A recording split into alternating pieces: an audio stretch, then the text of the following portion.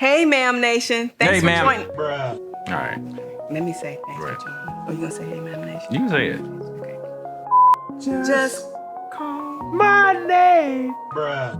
We'll have two more. Don't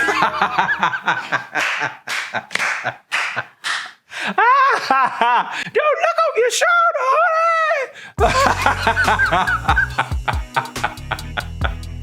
Remember, don't look at I ain't looking at you. That's all right.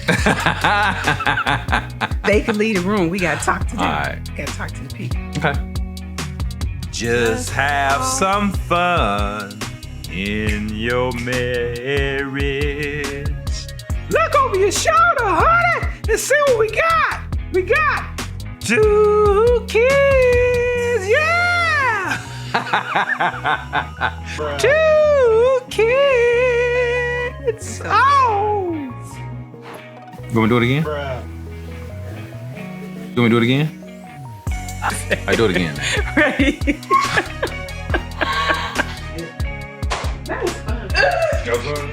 We were there. We had 2 kids. Okay. Huh? Bruh. What? Oh my God. No, you ain't.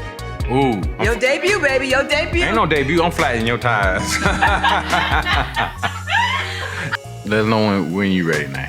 Okay, you can go. What was that? Bruh. That was my debut. Oh. You had yours. Bruh. Okay. Just say no, baby. Yeah, yeah. Bruh. Take 3. Stop it. Stop it. Hold on. Stop it. Bruh. Stop it. Stop it. Bruh. Stop it. Stop it. What? What are you doing? Stop it. Stop it. Bruh. Stop it. Stop it.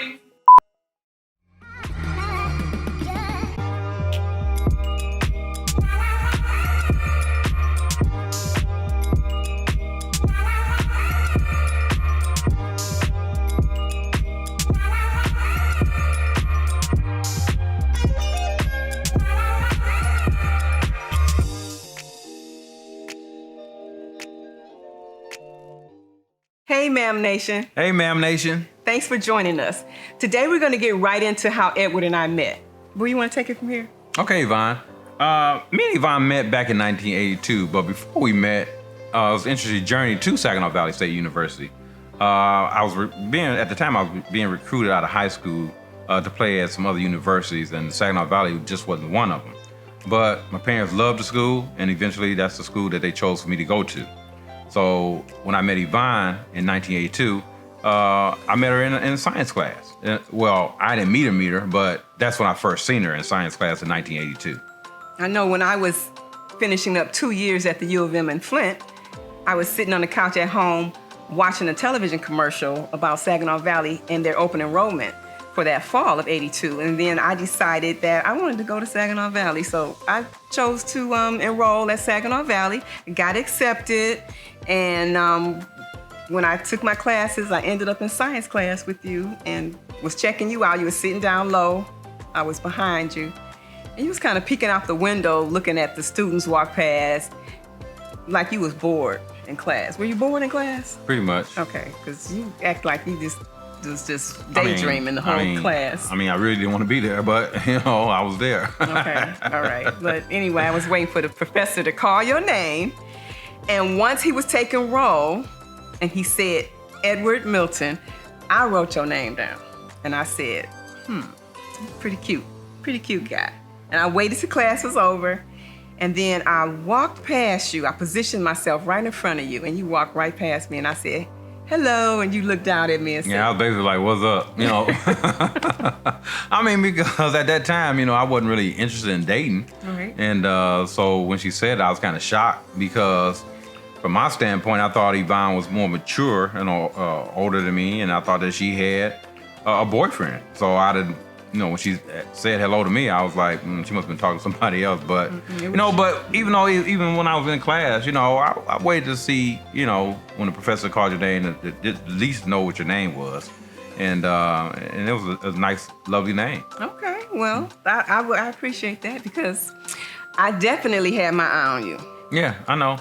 And it's kind of funny though, but when we really actually met, it was kind of interesting. So when we really met officially, it was because I was walking down to the gym to work out, and Yvonne basically was driving by, and she basically waved towards me, and I was just like looking around like she can't possibly be waving at me. Right, because I remember that day. Usually I go home the other route. So I got in my car and I drove behind the building.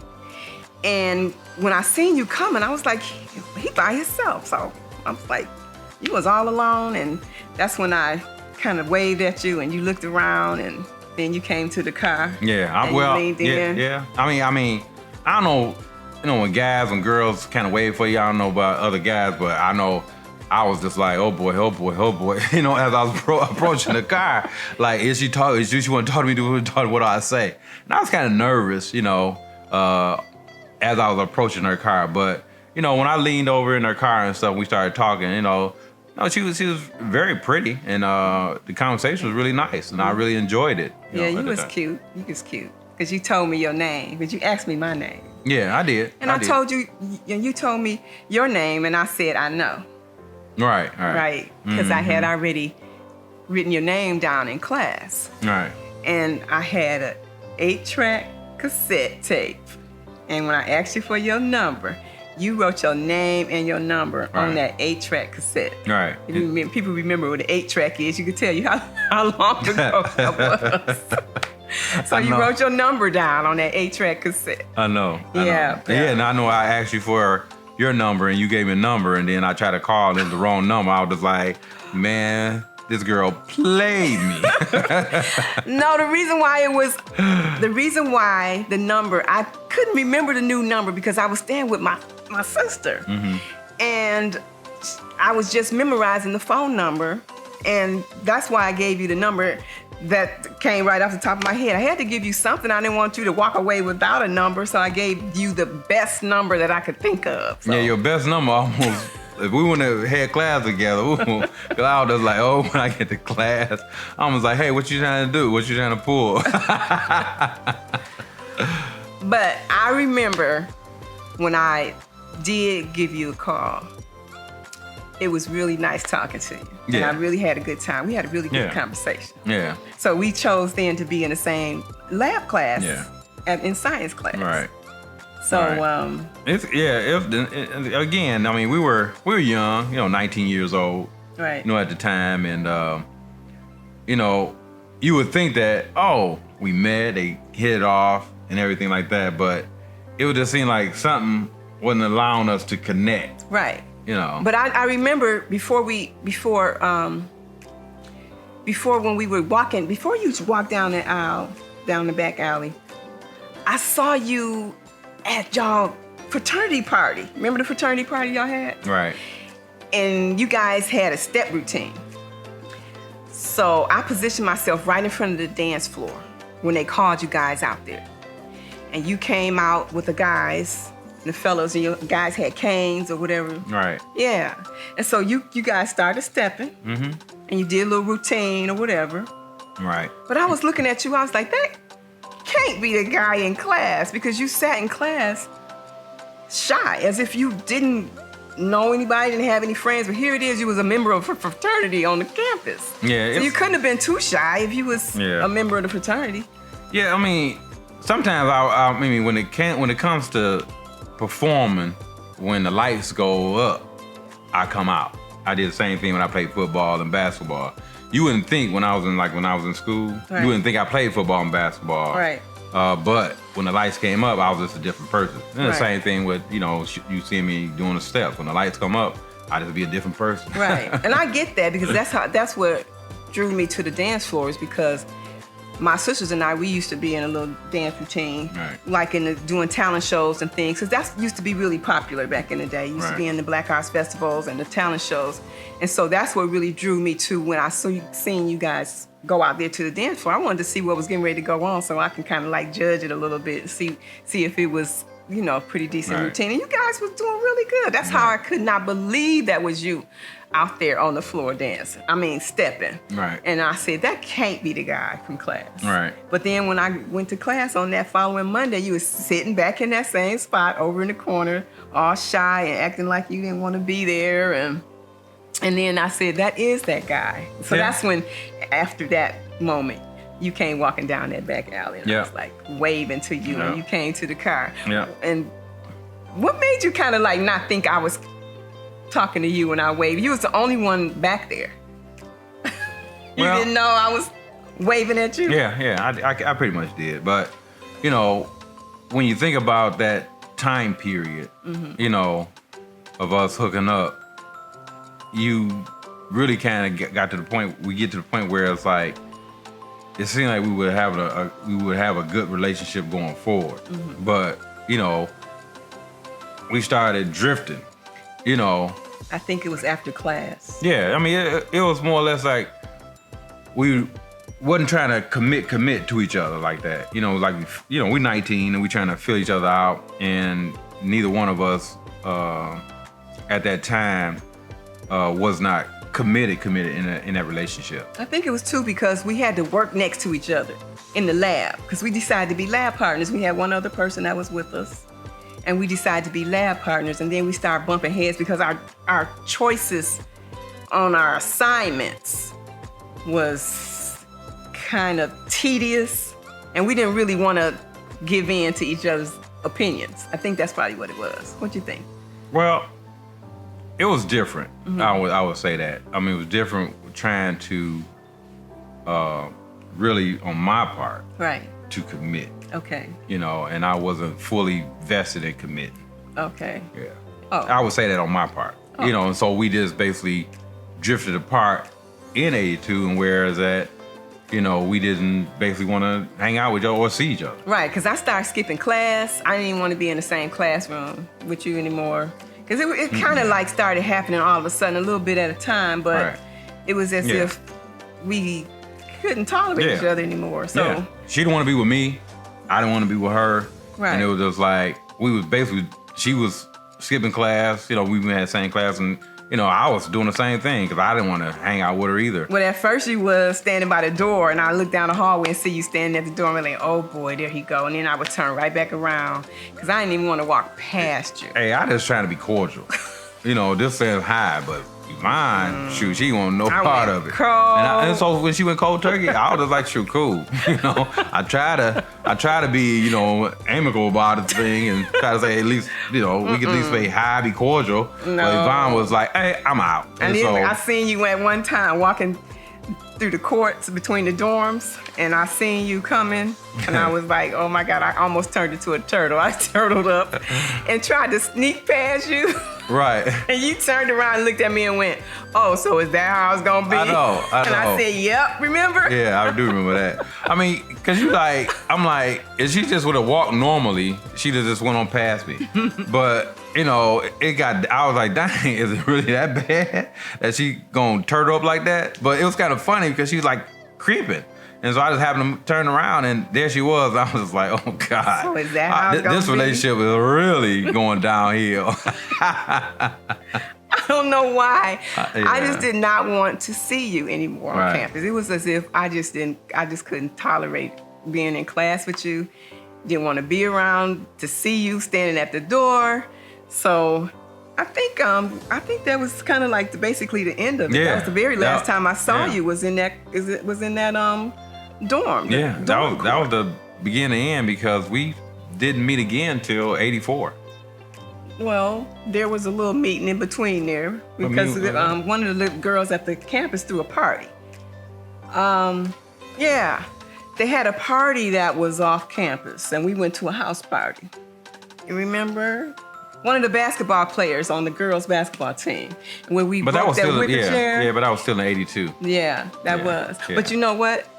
That was the last time that we seen each other. Was when we were at that dance at the house party. Yeah. And yeah. we slow dance. Yeah. When I seen you down there in the, how they have the blue lights in the basement, and you go to somebody's house party, you pay your little 50 cents at the door, and then that was kind of crazy being in somebody's house. Can you imagine going into houses back in the day, and just in a stranger's basement having a party, a house party. But we danced, remember? We slow danced. I remember. And yeah, and that was basically, the beginning of the end right. of 82. Right. So we just, basically ended it right there. Yeah. Yeah. And that was it. So Yeah. I remember going through the rest of the semester and then not knowing that you were still there the following year. Mm-hmm. Because almost like a year and a half went by, Mm-hmm. right? A year Right. and a half. And then one day I was walking from my art class, and one of the students that knew you said, Ed said hi. And I was like, Ed who? And then he said, Ed Milton. And I went, oh, tell him I said hi. Well, let's rewind that. Okay. So the reason why he told her that I said hi is because, the fellows and all the frat brothers, we were getting together talking about, which girl we think that we could hook up with. Mm-hmm. And I was basically like, I can hook up with this girl Yvonne. And everybody was like, man, you had her back in 1982. So we was tripping. But I really wanted to see her again. So one of my frat brothers had a class with her. And I told him, I was just like, hey, tell Yvonne I said hi. Right. Right. Because, fellas, that if right. you just throw your name out to a lady, you want to see if they, gonna catch it, You want to put your name in their mind so they can think about you, and that's what I wanted to do. I wanted her to think about me. So I was thinking about you too. Yeah. I was. And and that was the whole deal. It was so when he came back with the report and said that, she said, hell yeah. She said, hi. And I was like, oh yeah, I'm in the house. Brothers, y'all be doing that. You be like, all you want to do is just basically get some type of positive communication and know if she was thinking about you. So she was thinking about me, or he would have said she didn't say anything. So, but when he said that she said hi, I was like, oh, okay. Well, even though I haven't seen her yet. So we still haven't even met yet, so, and this, like I said, this is 1984. So we still we just passed those words and that was it. Right, and that was it. Yeah. So I remember after that, I started thinking about you a lot. And so I was kind of smiling, wondering, why did we really break up? We didn't really have any reasoning why we broke up. It was just like we just was getting on each other's nerves. Yeah, pretty much. In science class, trying to study together, So I remember it was a warm February day in 84, and I happened to be walking through the dormitories again at the between classes, and or either but I think it was the end of the day, and I wanted to go to the bookstore. And the bookstore was one of those little annexes, those little trailer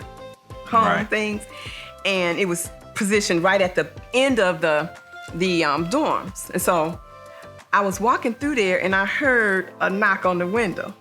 Yeah, that was me. That was you. Yeah, I was basically visiting one of my frat brothers in his dorm room. I had never visited him before. But I don't know why I was in his dorm room that time, but it was a big dorm room where, the big window pane windows out in the college dorms. And I just happened to just stare out the window, and I seen Yvonne, come walking towards the way, and I was like, oh man. And then I was just like banging on the window, to get her attention and stuff. Turned and she around, looked up.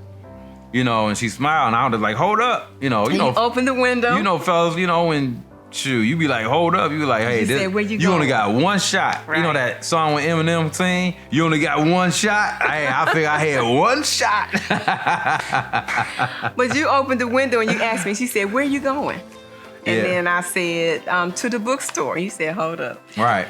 And I didn't want to blow this. Right. I knew I had to be kind of cool with this one because I really didn't know how it got jacked up. But I knew this time I had to play it right, play it cool in order to see where this was going to go. Right. And we came on out, we met, and we started talking in the bookstore. courtyard. Yeah, yeah. When you walked around that corner, I was like, man, he looks so fine. You was so fine. I was like, I almost heard music playing, you know. But when you came, I wanted to hug you, but I didn't. I just walked on. We walked to the bookstore, and we stood on the steps of the bookstore. And we talked for about 45 minutes, catching up and asking questions and trying to find out. I told you I didn't even think you were still at the school. Yeah. So we was talking about, you know, what went wrong back when we first met. Yeah. A year and a half had gone by. I thought for sure you went back to Detroit. I said, I know you wasn't even at the school. Come to find out, you had a class right down the hall from me. And I never ran into you for that whole year and a half. But when we stood on that steps and talked, and people was just walking past us, it was like we was the only two that existed. We was just standing there catching up. Right. And you told me about you had a frat party that weekend. Right. So yeah, we had a frat party that weekend, and actually asked Yvonne to, you know, come to the frat party, and she did. You know, she showed up. You know, and I told her to save me a dance. Okay. You know. Right. And she said, okay, you know, I'll be there. Because you was working the table. Right. And as soon as I walked in, you because I went to reach to pay my money, and you was like, I got this. Yeah. So you took care of that, and I walked on in, and I remember it was a lot of students there. Oh yeah, it was It packed. was packed. Yeah, It was when packed. when our fraternity threw parties and stuff, it'd be packed. Yeah. So it's almost like the fire marshal got to be there. That's how packed it'd be. Right. And so it was getting towards, you know, towards middle end of the night. Right. And then Ebony Eyes came on. Did you make that request? No, I didn't make that request, but it Okay. was the bomb song because Ebony Eyes by Rick James Yeah. and Smokey Robinson. That was the bomb. So right there. so I remember I was standing against the wall. There was a lot of people there. And I was standing against the wall, and I saw you come in. You know, you was your figure was towering over a lot of us shorter people. And I seen you walk in, and you was looking for me. And then I came from against the wall, right. and then you took my hand and walked me to the dance floor. Yeah, because I was just like, you know, a slow song came on, and you know, they played like 10 straight fast songs. And I was like, man, I ain't trying to hear that. And I ain't think, you know, I knew that when the slow song came on, I was like, okay, you got the slow song going on. And I was just like, he might play 10 more fast and we out. And so I was like, no, where's Yvonne at? But she was right there. And she came on out, and you know, that was our song. That was our song. And then we danced off of it, you know, kind of like just perfect height. Tucked myself under your armpits, and we was just dancing off of Ebony Eyes. And I felt like I belonged there. I felt like I belonged right there with you. Mm-hmm. And that's when I knew, I was like, this is somebody that's special. And it was funny how we got back together. Right. After that whole year and a half went by, and you know, we were busy doing school things and working and serving in the church and being on the usher board, stuff like that. But then when I got there with you, it was more or less like I was comfortable. So we spent the rest of the night talking and got walked to the car. And from there, it was more or less like feeling special every time I'm around you. We used to have lunch and go to the cafeteria. Remember how we used to go to the cafeteria and eat the burgers and fries and things like that, and just had a good time. Right. Yeah. We started hanging out and hanging out more. You know, we it's kind of interesting, you know, leading up to there and stuff, is that we knew that we still had, you know, in a relationship. And how I felt is that you had to be honest in a relationship. Yeah. So I felt obligated to basically, you know, tell Yvonne, you know, what was going on in my life at that particular time. Right, because I hadn't seen you that whole year and a half. Right. So to give her the opportunity, and for me to let her know where I was at. Right. You know, because, you know, it was some things that was going on, you know, in my life back then. You know, my mother had passed. Right.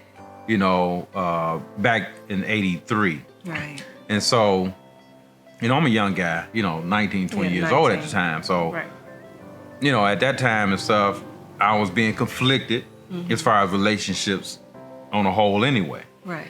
And, you know, I was dating, Right. but I wanted to be honest with Yvonne that I wasn't looking for a relationship. Right. You know, and I did the same thing with the other person I was dating. Right. I told them that I was not ready for a relationship at that point. Right. And sometimes, you know, when you go through some things in life, life changes, and that you want to be truthful in your relationship. You don't want to start a relationship in a lie.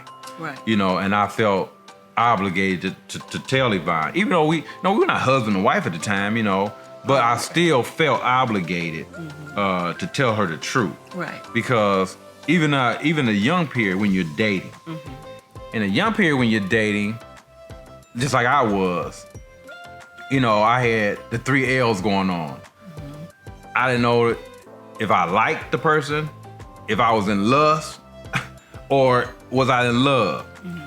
Love comes with a lot more elements to it. Right. Love, you need to trust, you know, you want to trust your mate. You want to be honest with your mate. Right. You know, love causes you to work at it. Right. You know, love causes you to be honest. Right. And so that's what I wanted when I told Yvonne. It was like, you know, I was feeling some type of way for Yvonne. Right. But I wanted to be sure, you know, and I knew that one thing I knew I needed to be honest with her and let her know what was up. And that's what I did. And she had to make the decision what she wanted to do. Oh, and yeah. she did. And I did. And you told me that you had a girlfriend already, because we was dating. We weren't dating, we was just friends. Yep. And you let me know, and I was feeling like, okay, well, where's she at? Like, is she up here in Saginaw? Where's she at? And she wasn't. So I had opportunity to do like they say back in the day, pull. I went home and told my sister, I was like, you know, he told me he had a girlfriend already. And she was like, okay, where's she at? And I'm like, well, she in Detroit. She not up here. And so my sister was like, girl, pull. So that's the old term, pull, just mean you steal them. So I made myself readily available.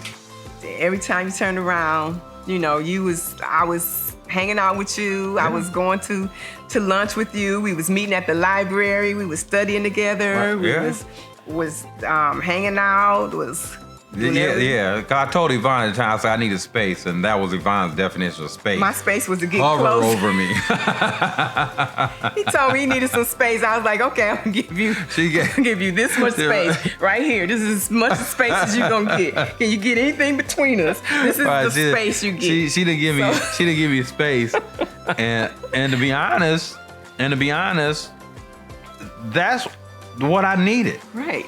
I needed that comfort at that time. Right. I needed somebody to share a laugh with. Right. You know, and she was there, you know, to fill that gap that I was missing.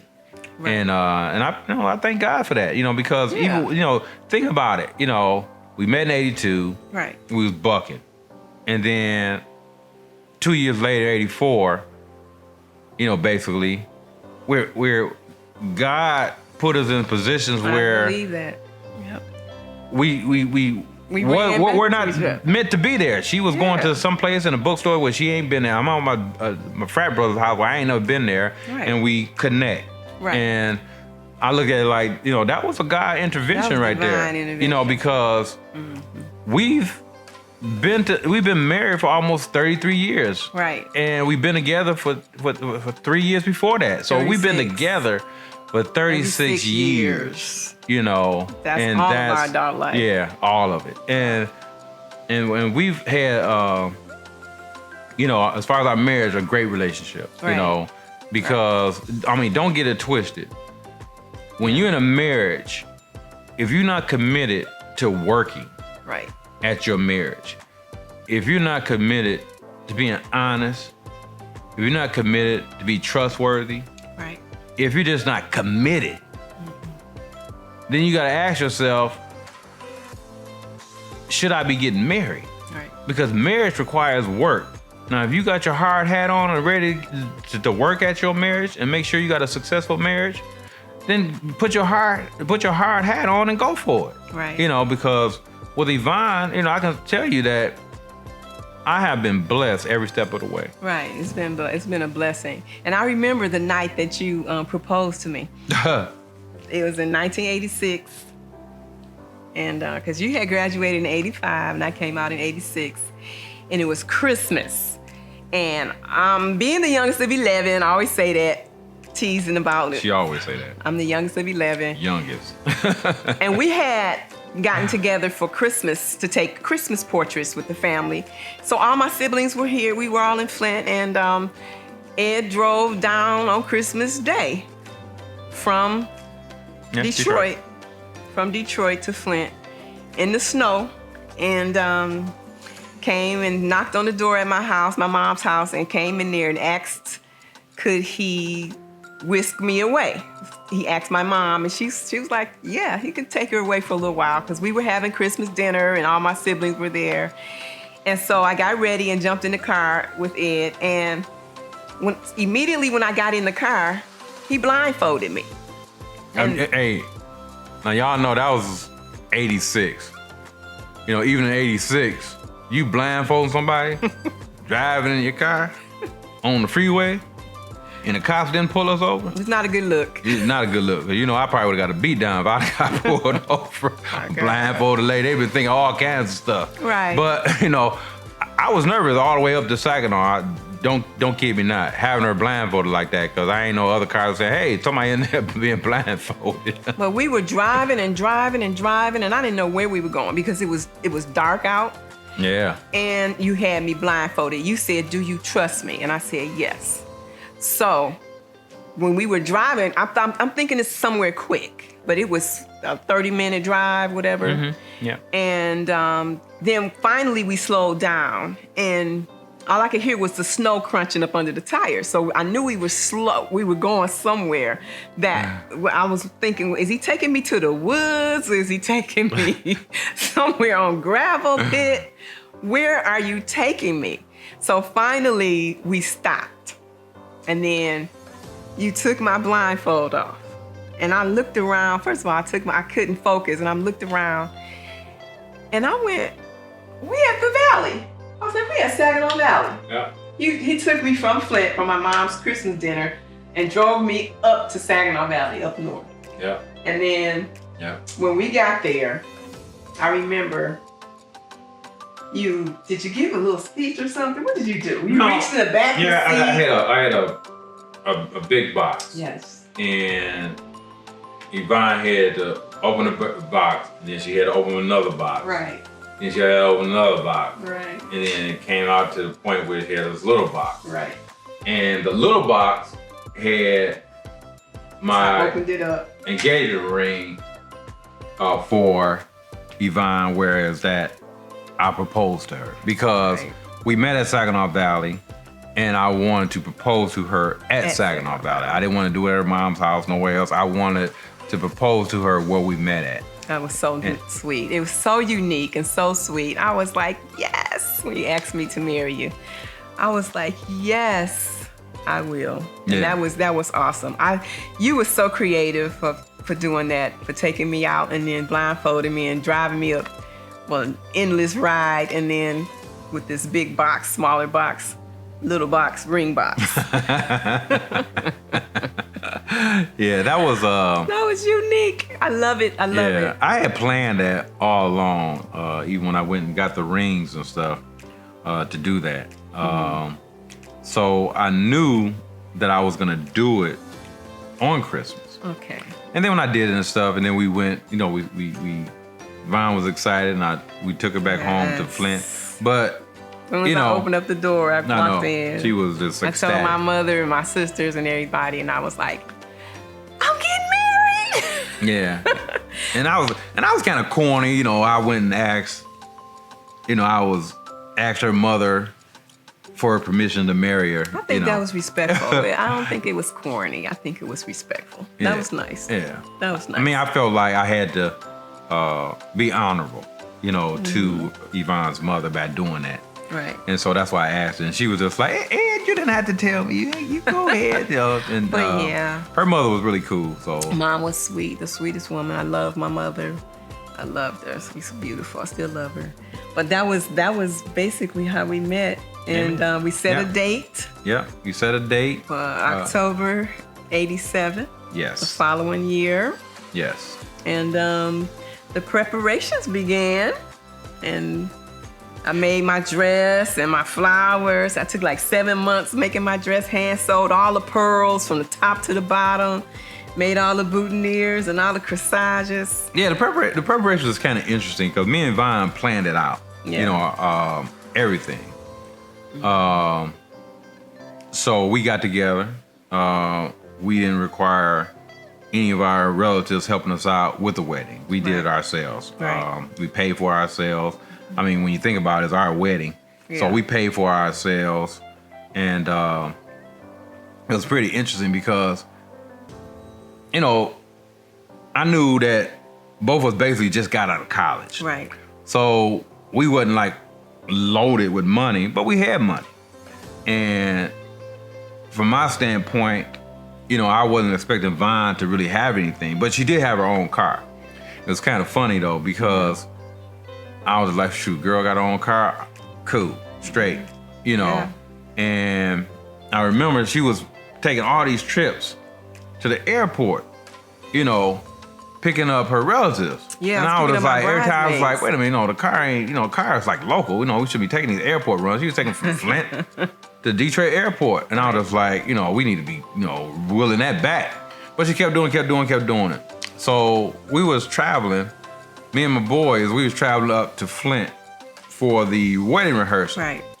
And then, from a distance, I seen this blue car. Right. And I was like, oh Lord, please tell me that ain't your car. And then we Because passed. it stopped. The car stopped on me on my way from Ann Arbor. I got lost going to the Detroit airport, ended up in Ann Arbor.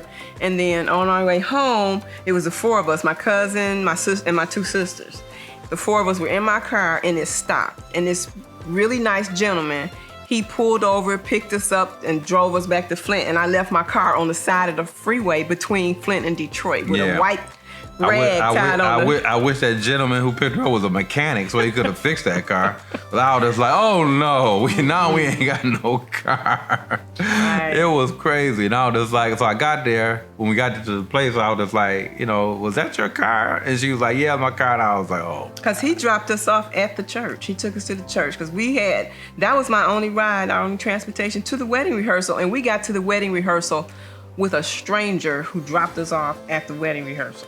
So we came in there and told the story because you asked me, was that my car? And I said yes. And it was sitting there and it was the day before the wedding.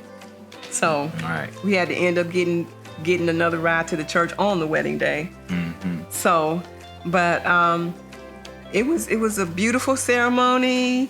Yeah. We didn't spend a lot of money for it. I remember the lady who made my cake and the food for 200 guests. She only charged me $99. I don't know why she only charged me $99. But if you think about the amount of money that's spent today Yeah. on a cake and Yeah. a food catered and the wedding gown, I spent $100 on my wedding dress material because I made it. I handmade my wedding dress. It took me 7 months, like I mentioned. Mm-hmm. And that's where the resources come in at. If you find any kind of way to save money on your wedding, because it's not the ceremony, it's the distance that you go in the marriage relationship. Right. Because 33 years Right. is a lot to say for what we put into it. Right. Because we didn't spend a lot of money on our Right. wedding, on Yeah. the wedding itself. Because like I said, the food and the cake, and it was a 3-tier cake too. Right. And it was $99 for everything. And she was a member of the church, but it was just a gift.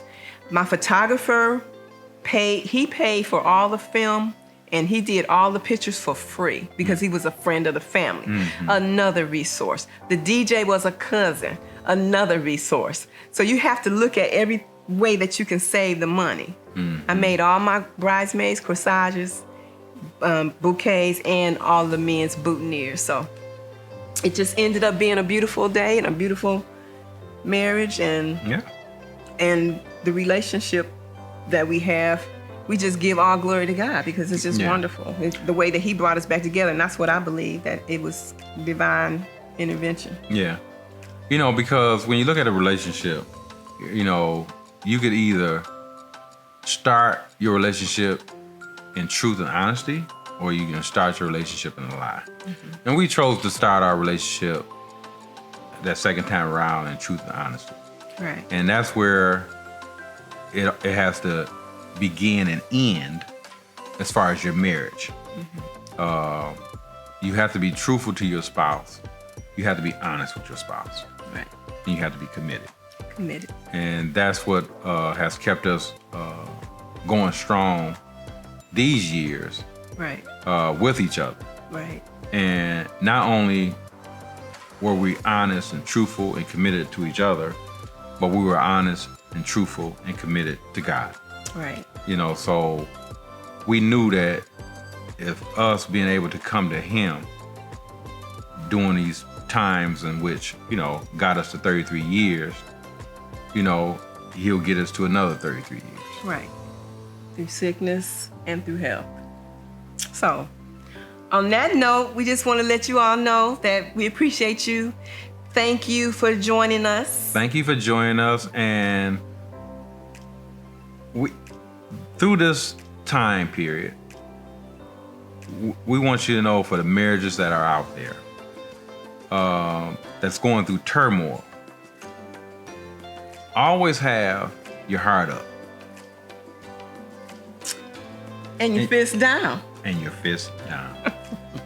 Because having your heart up will always trump a fist being down. That's right. So we thank you. Thanks. So remember, MMAAM Nation, always have your heart up and your fist down.